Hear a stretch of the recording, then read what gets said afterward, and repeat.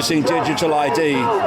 It's a global agenda instigated by a global network. And people like this guy, Kier Starmar, he's just a gopher. Trump is just a gopher. They're here today, gone tomorrow people. Whereas the cult network that's orchestrating it, and has orchestrated it through the decades and the centuries, is always there. And this is a real line in the sand, and if we allow it to be crossed, then what's the future of freedom? There isn't any, you know? Welcome back to my channel, you guys. Welcome if you are new here. Be sure to share, like, and subscribe for more. Listen, you all, we have to learn how to transition from relying on this world government.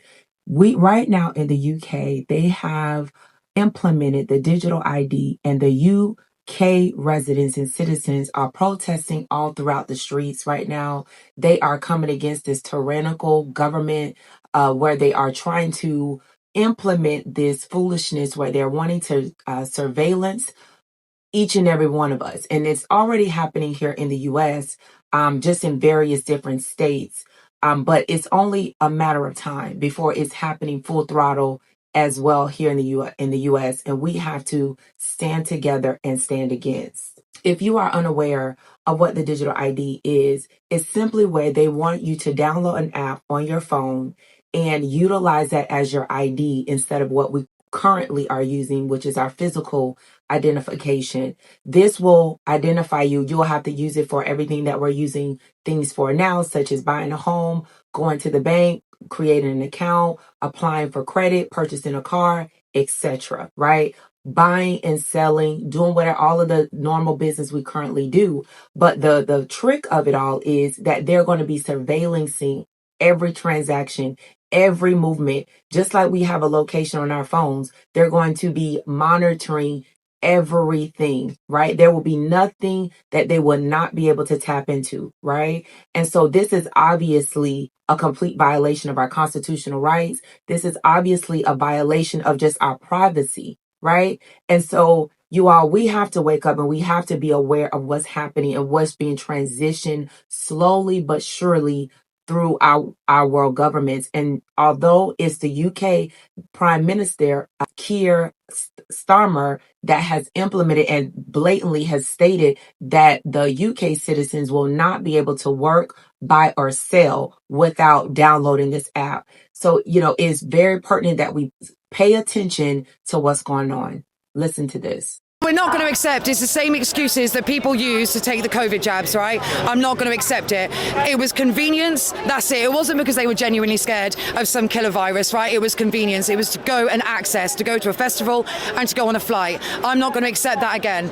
Ignorance is not bliss whatsoever, and I won't be dragged to hell and tyranny because people will just not want to find out. I know there's only so much that we can do to inform people, and that's why I'm telling people, go and inform yourselves, because if you know the roots of it, and you know exactly what they want, you're not going to download that app on your phone, and you're not going to sign up for one login. And it's not about getting your benefits and pension. I understand what they're doing, but don't do anything out of fear.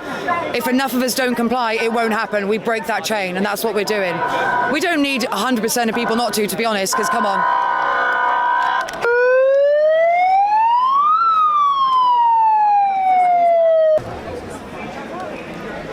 Well, this is a protest, the first of, I presume, quite a lot of protests about the issue of mandatory digital ID, which the government are insisting on bringing in, despite the fact that over 2.8 million people signed an online petition for the government to stop this policy. Digital ID is a trap, and it's always better to stay out of a trap than to try and get out of the trap once we're in it. So I would urge people to say no to digital ID, because if you don't say no to digital ID, you'll never be able to say no to the government and anything they want ever again. This is dead on. And as the woman was saying, the COVID was a test run, right? Actually, some other things that happened prior to that were a test run, but then truly the most recent test run was the COVID jab. And so many of us sat home and watched a movie on the television, encouraging us to fear for our lives, and that this this smoke of sorts was out in the air and was going to kill us instantly, right? And so it's unfortunate that right now that's what's happening even now, right? This whole digital ID is putting fear in other folks. Folks are not aware. When COVID was occurring, it was those of you all that were calling people conspiracy theorists and so on and so forth. And then now we've been proven right 10 times over, right? That it was a facade, that jab did not heal or cure anything for that matter, right? As a matter of fact, it did the very opposite, okay? And so we're telling you now that, listen, the Bible is unveiling and unraveling right before our eyes. And we need to be more aware and more discerning of the times, because if we're not, we're going to be trampled by foot by men, by these folks that are antichrist and that are looking toward the new world order. And that is, that is the mark of the beast. That is us serving and looking to the government for our help.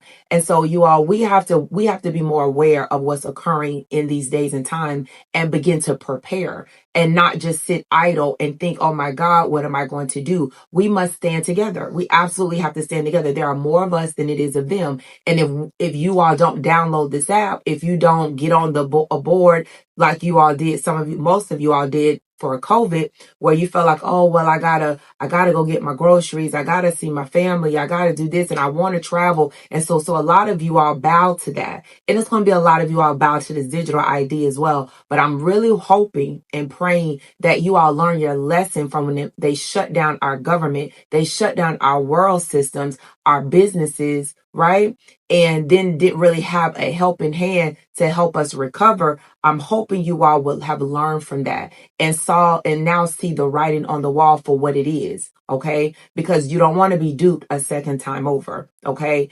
I absolutely implore you to pay attention, sit up and pay attention, because even as I played these clips, folks are well aware. And that is why, in fact, I'm doing this video, because folks need to wake up and realize, you all, that the word of God is unraveling right before itself. And the Bible lets us know that the Antichrist is going to come on the scene. First, there's going to be chaos all over the world, right? Where, nobody's going to seem like they have the answer. And then suddenly, this man is going to come in. He's going to be performing signs and wonders, right?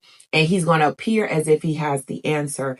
And then you all are going to fall for the bait, because why? A lot of us are so comfortable. We truly believe that this is it. This life that we're living is it, right? And so we want to get all of our enjoyment out of this life. We want to go all the places, do all the things, because there's nothing that we need to be looking forward to. There's no heaven. There's no streets of gold. There's no peace. There will be no mourning and no pain to look forward to. But a lot of us think that, this is it, and so therefore they're going to have us looking toward the world government for the answer. They want to play God at this present time, you all. And so they're taking step by step, slowly but surely, listen, getting our attention, trying to get us to not be paying attention, to get into this digital ID so we can continue to live our lives, right? Continue to eat out all the nice dinner places, travel and do all the things they told us we couldn't do if we didn't get the COVID jab, right? I need you all to wake up, because this can't be, we can't keep getting slapped in the face and being called fools and dumb and them just laughing at us for doing the same thing over again. We truly got to have faith over fear. All right. And really read our word and get into the word of God and get in the presence of God and begin to truly prepare. You all, we have to fight against this. I want you all to listen to this video, and it really kind of gives you some clarity, a bit of clarity on how we can fight against this. You will get a digital ID. You have no choice. But what if we do? Imagine if the whole of the UK decided not to sign up to the mandatory digital ID. Here's what would happen in the first 30 days.